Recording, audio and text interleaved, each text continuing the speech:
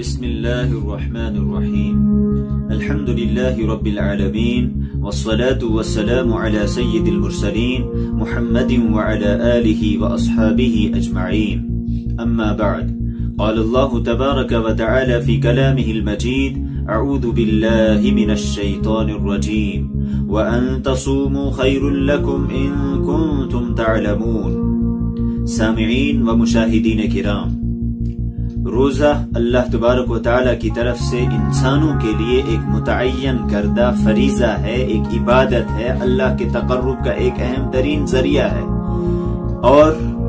اللہ تبارک و تعالی نے انسانوں کے لیے جو بھی چیز متعین فرمائی ہے اس میں حکمتیں ہیں، اس میں فوائد ہیں، انسانوں کے لیے اس میں بہت سے فوائد مضمر ہیں، بہت سی حکمتیں پوشیدہ ہیں۔ اور یہ بات ہمیں ہر وقت ذہن میں رکھنی چاہیے کہ اللہ تبارک و تعالی جو ہمارا خالق ہے، جو ہمارا مالک ہے، وہ ہماری ضروریات سے واقف ہے، ہمارے تقاضوں سے واقف ہے، اس لیے اس کی طرف سے ہم پر جو بھی فریضہ عائد کیا گیا ہے اس میں ہمارا فائدہ ہی فائدہ ہے۔ جہاں تک روزے کا تعلق ہے، روزہ یہ حکمتوں سے پر ہے، مصلحتوں سے لبریز ہے، اس میں فوائد ہی فوائد ہیں۔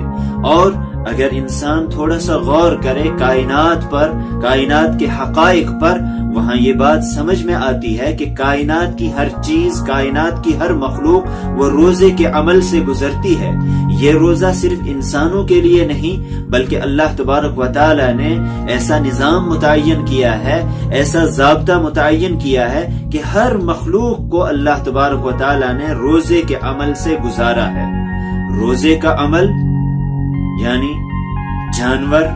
چرند، پرند، یہاں تک کہ نباتات، پیڑ پودے، وہ بھی کچھ وقت کے لیے اپنے آپ کو ضروریات سے یکسو کر لیتے ہیں، کھانے پینے سے الگ کر لیتے ہیں۔ جانور کھانے پینے کو ترک کر کے غاروں میں چلے جاتے ہیں، اور بہت سے کیڑے مکوڑے، رینگنے والے جانور وہ اپنے بلوں میں چلے جاتے ہیں۔ ان ایام میں وہ کھاتے نہیں، ان ایام میں وہ پیتے نہیں، بلکہ وہ سو جاتے ہیں۔ اور سائنس کی زبان میں ایسے عمل کو ہائبرنیشن کہا جاتا ہے، یعنی مخصوص ایام میں کچھ جانور اپنے آپ کو فارغ کر لیتے ہیں، اپنے آپ کو یکسو کر لیتے ہیں، غاروں میں چلے جاتے ہیں، بلوں میں چلے جاتے ہیں، اور ایک خاص قسم کی نیند ان پر طاری ہو جاتی ہے۔ ان ایام میں وہ کھانے پینے سے وہ بالکل دور رہتے ہیں۔ ہائبرنیشن کے عمل سے صرف جانور ہی نہیں بلکہ پیڑ پودے بھی گزرتے ہیں۔ پیڑ پودے، آپ نے دیکھا ہوگا کہ سردی کے موسم میں پتے جھڑ جاتے ہیں، اور اس کے بعد ایک مرحلہ ایسا آتا ہے کہ ان پیڑ پودوں کو ایک نئی جوانی ملتی ہے، نئی تازگی ملتی ہے، سرسبز و شادابی ملتی ہے، نئی چمک، نیا حسن یہ ان پر طاری ہو جاتا ہے۔ اور روزے کے عمل سے گزرنے کے بعد ہر مخلوق وہ ایک نئی زندگی، نئی جوانی، نئی رونق کے ساتھ جلوہ افروز ہوتی ہے۔ اس حوالے سے جو سائنسی تحقیقات ہمارے سامنے آئی ہیں،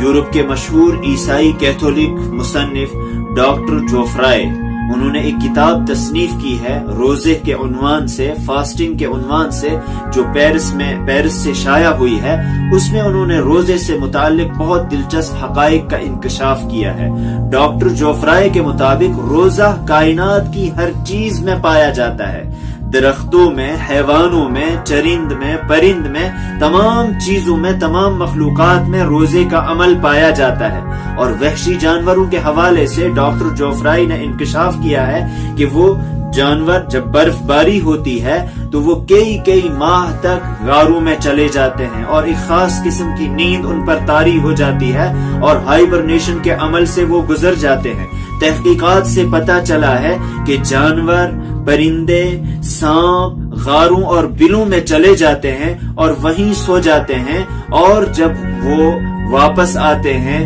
اس وقت وہ ایک نئی جوانی کے ساتھ واپس آتے ہیں۔ ایک نئی تازگی کے ساتھ واپس آتے ہیں۔ سردی کے بعد جب فصل بہار آتا ہے، موسم بہار آتا ہے، ہر طرف سرسبز و شادابی ہوتی ہے، ہر طرف ہریالی ہوتی ہے، ہر طرف ایک عجیب و غریب قسم کا حسن ہوتا ہے، رونق ہوتی ہے، پرندوں کے پرانے پر جھڑ کر نئے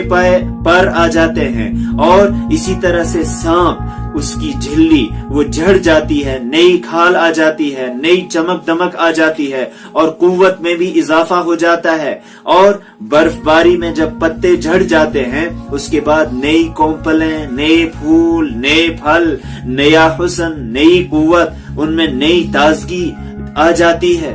گویا کہ ہر مخلوق وہ روزے کے عمل سے گزرنے کے بعد ایک نئی تازگی کے ساتھ دنیا میں رونق افروز ہوتی ہے۔ ان مشاہدات کی روشنی میں ڈاکٹر جوفرائے کے مطابق وہ یہ کہتے ہیں کہ انسانوں کو بھی ہر سال روزے رکھنے چاہیے۔ وہ اپنی تحقیقات کے نچوڑ کے طور پر اس نتیجے پر پہنچے ہیں کہ انسانوں کو بھی روزے کے عمل سے گزرنا چاہیے، اور اس حوالے سے انہوں نے جو مدت طے کی ہے کہ کم از کم سال میں 30 سے 40 ایام کے روزے ضرور بھی ضرور رکھنے چاہیے۔ اور اللہ تبارک و تعالی نے ہمارے لیے جو ضابطہ متعین کیا ہے 30 دنوں کے روزے ماہ سیام کے، اور اس کے بعد 6 روزے ماہ شوال کے، یہ تقریباً 36 روزے ہوتے ہیں۔ اگر انسان اس عمل سے گزرے گا یقینی طور پر انسان ایک نئی تازگی، نئی جوانی اور نئی چمک دمک کے ساتھ، نئی قوت کے ساتھ دنیا میں جلوہ افروز ہوگا۔ اور انسان یہ سب حقائق دیکھنے کے بعد، یہ سب حقائق جاننے کے بعد یہ کہنے پر مجبور ہوتا ہے کہ ہمارے لیے جو نظام بنایا گیا ہے، ہمارے لیے جو قانون بنایا گیا ہے، جو عبادات متعین کی گئی ہیں، یہ کسی انسان کی متعین کردہ نہیں بلکہ اس مالک ارض و سما کی متعین کردہ ہیں جو انسان کی تمام ضروریات سے واقف ہے۔ اور انسان یہ کہنے پر مجبور ہو جاتا ہے ربنا ما خلقت هذا باطلا، اے ہمارے رب تو نے یہ بے سود پیدا نہیں کیا، یہ ہمارے فائدے کے لیے ہے۔ ہر چیز جب روزے کے عمل سے گزر رہی ہے انسانوں کو بھی روزے کے عمل سے گزرنا چاہیے تاکہ وہ فوائد حاصل ہو جائیں جو اس روزے کے ذریعے مقصود ہیں۔ اللہ تبارک و تعالی ہمیں روزے کے حقیقی فوائد سمجھنے اور ان فوائد کو حاصل کرنے کی توفیق عطا فرمائے۔ وآخر دعوانا ان الحمد للہ رب العالمین۔